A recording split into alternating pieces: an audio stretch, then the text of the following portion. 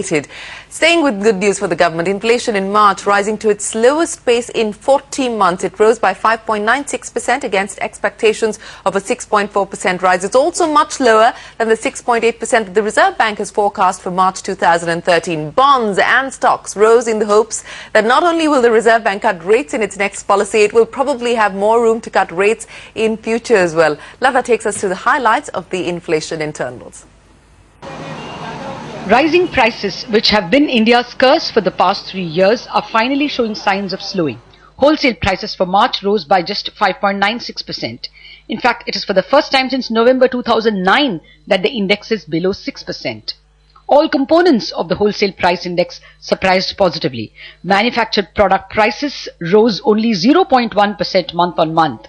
In fact, adjusted for seasonal variations, manufactured index fell 0.1% from February levels. The core inflation, which is the manufactured index minus some factory-made food items like sugar and edible oils, rose by just 3.5% year-on-year. This index is what the RBI tracks for its interest rate policy, and its comfort zone is below 4%.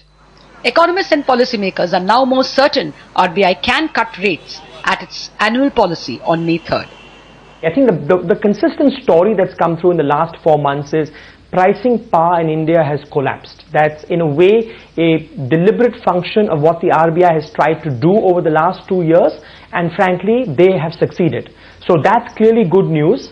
And undoubtedly this is good news. I think on any way you see it, this opens up a little bit of space for monetary easing, fiscal policy is tight. So finally there's a coherence to policy making in India, which is showing up in inflation numbers that was lacking for the last year. Inflation behavior is consistent with what the government has been saying, that it is slowly coming under control.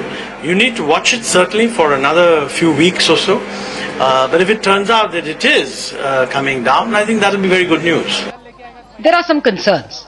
The January inflation was revised higher from 6.63% to 7.3%. But much of this was due to updation of LPG and diesel prices, which have already been updated in the February and March calculations. Hence, even the revised March numbers will at best be at 6.2%. Still way below the RBI forecast for March 2013 at 6.8%. Food prices too have softened to 8.73% from 11.3% in February. But cereals, rising by 18% on year and by 0.5% over the month, remain high. Consumer price index is still in double digits. But that said, experts believe the positive surprises on wholesale inflation may continue for a bit, given that 57% of the wholesale index basket has items that move with global prices, and global prices have been declining and look set to decline for now. In Mumbai, Lata.